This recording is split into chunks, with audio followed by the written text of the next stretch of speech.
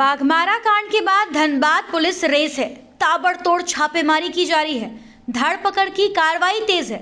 DSP के घायल होने के बाद पुलिस एक्शन में है। गुरुवार को बाघमारा के धर्माबान आउटपोस्ट में हिलटॉप राइजिंग आउटसोर्स के लिए बाउंड्री को लेकर हुए विवाद में भारी हंगामा हुआ। गोली चले, बम फटे, कई लोग घायल हुए। गिरिडीह सांसद के कार्यालय को आग के हवाले कर दिया गया। बाघमारा के डीएसपी भी पत्थरबाजी में गंभीर रूप से चोटिल हो गए। उन्हें फिलहाल दुर्गापुर मिशन अस्पताल में भर्ती कराया गया है। इस घटना के बाद गुरुवार की रात उत्तरी छोटा नागपुर के तमाम बड़े पुलिस अधिकारी धनबाद पहुंचे। डुमरी के विधायक जयराम महतो भी धनबाद पहुंचे। उन्होंने साफ कहा कि सिस्टम में दोष की वजह से तेज तर्रार डीएसपी को माफिया और उसके लोगों ने घायल कर दिया। ये बर्दाश्त से बाहर की बात है। वो पुलिस प्रशासन के साथ खड़े हैं। उधर आईजी ने कहा कि मामला गंभीर है और इस मामले की गहनता से जांच होगी। भविष्य में माफिया की गर्दन मरोड़ दी जाएगी। आईजी ने संकेत दिया है कि एसआईटी का गठन कर पूरे मामले में जांच पड़ताल होगी। क्या कहा विधायक जयराम महतो और आईजी ने? देखिए, सबसे पहले तो हम नीचे इसको छुपा मत। आप सभी से भी कहेंगे कि आप तमाम पत्रकार बंधु के साथ साथ तमाम इसको छुपा मत यार। डीएसपी एसपी महोदय के लिए प्रार्थना करें। हालांकि उनसे मिले, उनका बॉडी मूवमेंट कर रहा है और ये सुखद संदेश है, लेकिन फिर भी हम चाहेंगे सभी उनके लिए प्रार्थनाएं करें, उनके लिए दुआ करें, उन्हें कुछ ना हो। और इस अवस्था में, इस घड़ी में एज ए असेंबली का मेंबर होने के नाते, इस राज्य का निवासी होने के नाते मैं पुलिस महकमा के साथ, पुलिस परिवार के साथ खड़ा हूँ।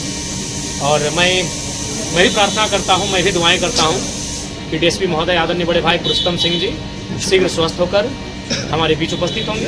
बाघमारा में जो घटना घटी उसके बारे में क्या कहेंगे? देखिए, इसकी हम भर्त्सना करते हैं और बिल्कुल ये बहुत ही निंदा असंवैधानिक है कि आज कोयला चोरों का, कोयला माफियाओं का मनोबल इतना बड़ा है तो प्रशासन को भी तुच्छ समझ रहे हैं। और आज प्रशासन के पास भी, पुलिस के पास भी एक अच्छा मौका है बाघमारा से माफियाओं के गुंडों को खदेड़ने का और बाघमारा को एक शांत बाघमारा बनाने का एक अच्छा अवसर है। बीसीसीएल के कई ऐसे इलाके हैं जहां आउटसोर्सिंग चल रही है, वहां रैयतों के साथ जो है काफी बिल्कुल ये बहुत ही असंवैधानिक विषय है। रैयत जब अपना हक मांगने के लिए जाते हैं तो कुछ गुंडे, जिनको शायद इनडायरेक्ट रूप से कंपनी के लोग ही हायर करते हैं, उनके माध्यम से लहूलुहान किया जाता है उस सरजमी को। और आज उस लहूलुहान की कीमत एक काबिल, एक जाबाज अफसर को घायल होकर चुकानी पड़ रही है। ये बहुत ही दुर्भाग्य का विषय है। तो इसीलिए मैं प्रेस के माध्यम से पूरे, चूँकि यहाँ आईजी डीआईजी महोदय भी आए हैं, यानी उत्तरी छोटा नागपुर रेंज के सभी बड़े पदाधिकारी हैं पुलिस के, तो मैं उनको स्पष्ट कहूँगा कि यही अवसर है।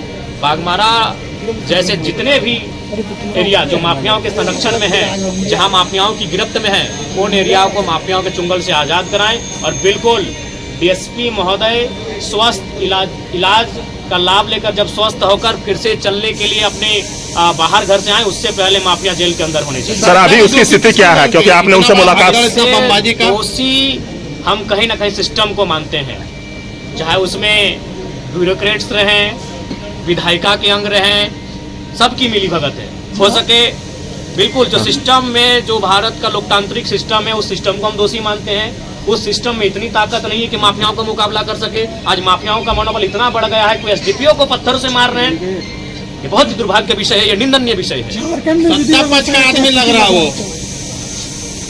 देखिए, ये तो आप भी जानते हैं पत्रकार बंधु, आपसे कोई चीज छुपी नहीं है। और हम ये भी चाहेंगे कि पत्रकारों को भी संरक्षण मिले ताकि आप सच्चाइयों को दिखा सके। क्योंकि कुछ दिन पहले छत्तीसगढ़ में जो घटना घटी पत्रकार के साथ, उससे कहीं ना कहीं पत्रकार भी भयभीत हैं और पत्रकार चाह के भी इस प्रकार माफियाओं को एक्सपोज नहीं कर पाते हैं। मैं मानता हूं कि आपकी भी मजबूरी कभी आ जाती है कि आप कभी सच्चाई से कभी मजबूरी आ जाती हैं।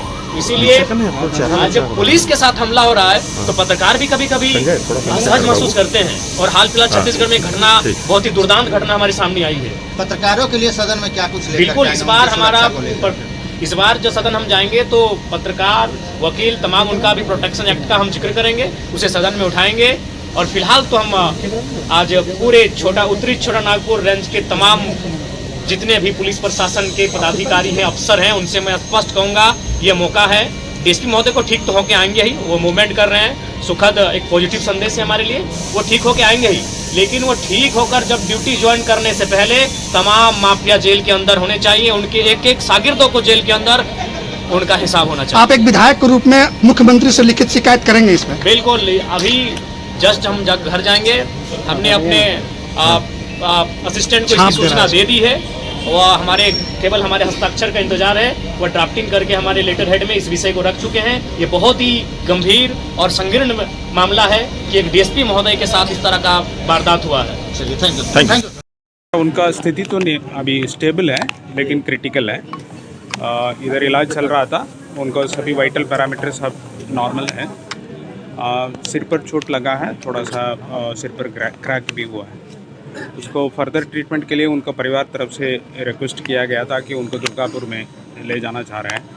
उसी आधार पर उनको अभी दुर्गापुर फर्दर इलाज के लिए भेजा गया है। कैसे वो जख्मी हुए? जो प्रारंभिक तौर से ये पता चला है कि जो ये घटना हुई थी लगभग 12 साढ़े 12 बजे के आसपास धर्मांत थाना क्षेत्र में दो गुट का आपस में झगड़ा हो गई थी।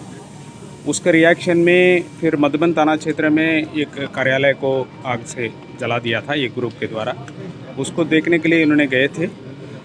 उस दौरान पीछे से किसी ने वो पत्थर चला लिया था, तो इसमें पत्थर लगाने की बात आ रही है, सामने आ रही है। इसमें हम लोग अभी आगे का जांच कर रहे हैं। इसमें कांड वगैरह दर्ज हो जाएगा और आगे का कार्रवाई की जाएगी।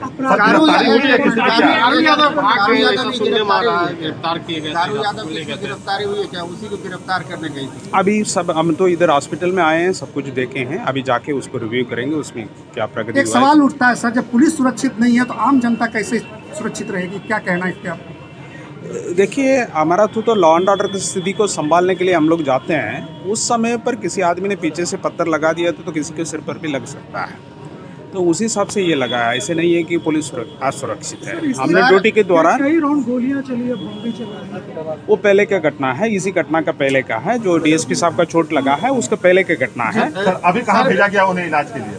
अभी उनको दुर्गापुर मिशन हॉस्पिटल में उनको लेके गए हैं उनका परिवार के द्वारा। सर, सांसद से वार्ता हुई थी बीसीसीएल जिम के, उन्होंने चिताया था कि वहाँ काम नहीं शुरू करना, फिर भी आउटसोर्सिंग वहाँ शुरू की। इस घटना के लिए कितना जिम्मेवार मानते हैं आउटसोर्सिंग का? ये सभी चीज़ को अभी पूरा देखेंगे, देखने के बाद भी इसमें कोई बयान कर सकते हैं। पूरा मामला को हम लोग देखेंगे, अभी उसमें समीक्षा कर लेंगे। समीक्षा के बाद भी इसमें कुछ पुलिस पर हमला हुआ, कठोर कार्रवाई की उम्मीद है इस बात?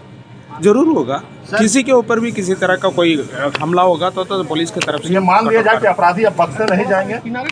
नहीं घटना को अंजाम दिया किसी भी अपराधी नहीं बच सकता। सर, बीसीसीएल के कई ऐसे क्षेत्र है जहाँ पे आउटसोर्सिंग चलती है। रैयत और बीसीसीएल के जो प्रबंधन है वो टकराव आउटसोर्सिंग है, हमेशा टकराव की स्थिति रहती है। इसके लिए पुलिस की तरफ से किस तरह की टीम बनाई जाएगी, किस तरह से कार्रवाई की जाएगी? सर, तो आप तो कह रहे हैं ये हमेशा रहता है। जी, हमेशा। आप लोग जब से हैं इधर रहता है, तो जहाँ जगह इसको सूचना मिलता है पुलिस की तरफ से जो कार्रवाई किया जाता है, कभी कभी है वो ज़्यादा हो जाता है, उसके चलते इसी तरह का घटना हो जाती है। हम लोग इसके आगे भी देखेंगे कि इस तरह का घटना पुनरावृत्ति ना हो। ऐसी घटनाओं के लिए कौन जिम्मेवार? एसआईटी टीम बन रही है क्या? जरूर बनेगी सर, ऐसी घटनाओं के लिए आखिर कौन जिम्मेवार होते हैं? क्योंकि पुलिस को बीच में बस इतना ही इन्फॉर्मेशन हम दे दिए हैं, ठीक है ना। फिर आगे का इसमें हम समीक्षा करेंगे, उसके बाद पुनरावृत्ति ना हो, इसको लेकर क्या कर रहे हैं सर आगे? उसका आगे का कार्रवाई किया जाएगी। इसमें पूरा समीक्षा किया जाएगी, उसके बाद आगे का कार्रवाई किया जाएगी। Thank you.